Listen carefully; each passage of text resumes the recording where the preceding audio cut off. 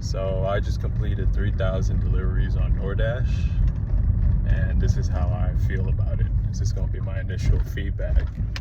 I've been dashing for about 2 years now, and overall, I like it for what it is. There's definitely pros and cons. Let's start with the pros. So pros, I would say, so I did it for 2 years. I've never done it full time, where I'm doing 40 hours a week. I would do it around, my numbers every week as far as hours would be about 10 hours to as high as 30 hours a week. And I think I would make about 15 to 25 an hour. It would fluctuate from there. And it wasn't bad.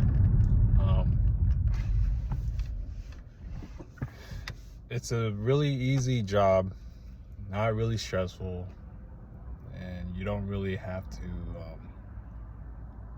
think too much. To me, it's really easy as far in comparison to other jobs I've had in the past. I would say as far as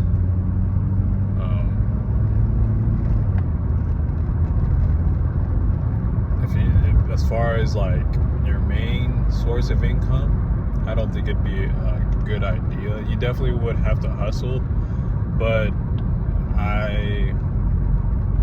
from the information I've seen on YouTube and with my own personal experience, I can't see myself making this like a career-based job, because I've done other gig work other than DoorDash, like Uber, Lyft, Uber Eats, Instacart, and there isn't really any safety net as far as being on the worker end, because the customers can report you, and it could be like false reports, and you'll still be deactivated, and they'll do it immediately too. It's happened to a lot of people that I know. I've gotten the warnings. So it's definitely not a stable job when it comes to that aspect. But as far as supplemental income, the key word is supplemental. I think it's a great job. If you need extra money, it's a wonderful job. I love the flexibility, and I love how easy it is, and there's definitely strategies you can utilize. So I did complete 3,000 deliveries, but in total deliveries, as far as just food delivery, because I do Uber Eats as well, I'm around 5,000 deliveries in total when you're combining the two. So, like I said, my income, my hourly rate, based off my data, averages I make would fluctuate from 15 to 25 an hour. So there's techniques you can do, like multi-apping. Multi-apping is a way to, like, DoorDash is my main app I focus on. But let's say I'm in an order right now, right? I get the order, Chick-fil-A, I get that, and I'm on the way to delivering. I get the order from the restaurant, and I'm on the way to deliver it at the requested address. So when I'm really close to the address, I can turn on Uber Eats to see if I can pick up any order. So by the time I deliver that one, I already have an order waiting for me. So it's like a good buffer. because if you're a Dasher or a Uber Eats driver, you know you have your slow days, and to kind of hold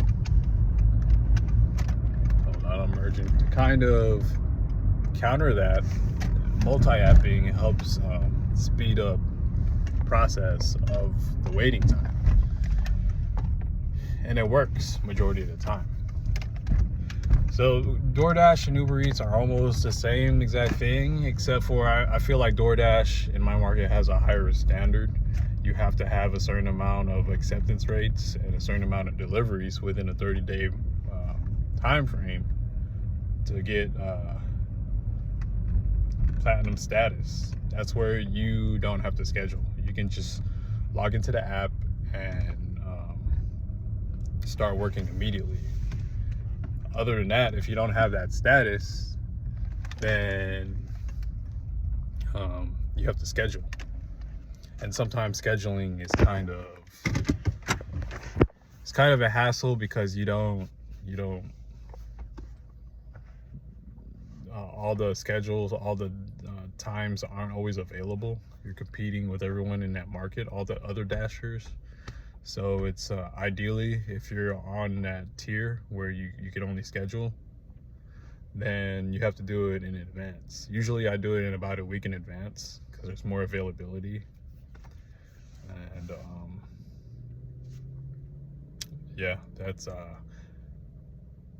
so the difference with Uber Eats is there isn't no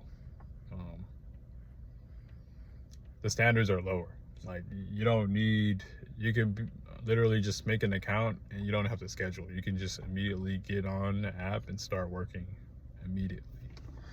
So with that given information, I stagger the apps. I multi-app. I DoorDash, and when I'm in the red zone, that's when I turn on the DoorDash, because that's when I get the good orders as a top Dasher. And then when I'm out of the red zone, I pause it and I keep Uber Eats on. Because Uber Eats, you can have a 0 acceptance rate and you won't get deactivated. I think for a Dasher, the standards are if you don't have any I don't know if I'm memorizing correctly, but if you don't maintain a certain amount of acceptance rates, you get to a point where you get deactivated. So you want to use Uber Eats as a buffer. So I use DoorDash. I maintain the platinum status, and I just, on slow times, to fill in the loop of waiting time, I have Uber Eats open as well.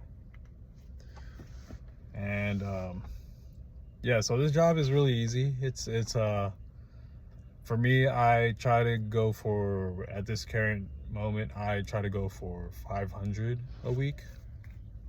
That's really easy. And I did have a goal before 1,000 a week.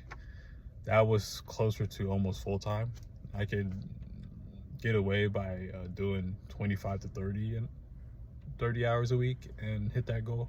But now I lowered it to 500 a week. So it's not really, not too hard, but it's not too easy.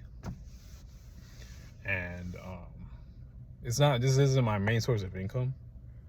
So 500 a week is 2,000 a month extra income for me.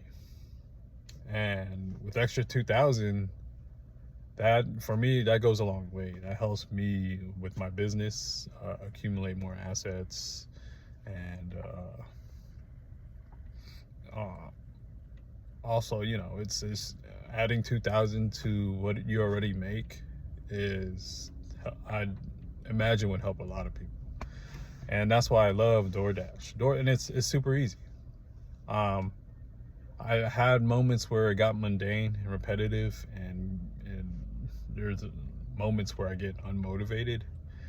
But you know, that's there's definitely a discipline aspect you got to do when it comes to gig work, because no one, you don't have essentially a supervisor or a boss telling you what to do or giving you a hard time for not clocking in. That's, you play that role. And if you're lazy or you don't have discipline, that's that's where it gets challenging when it comes to these apps. And I've been a victim of that. There's been moments where I didn't want to work and I would make excuses in my head, and yeah.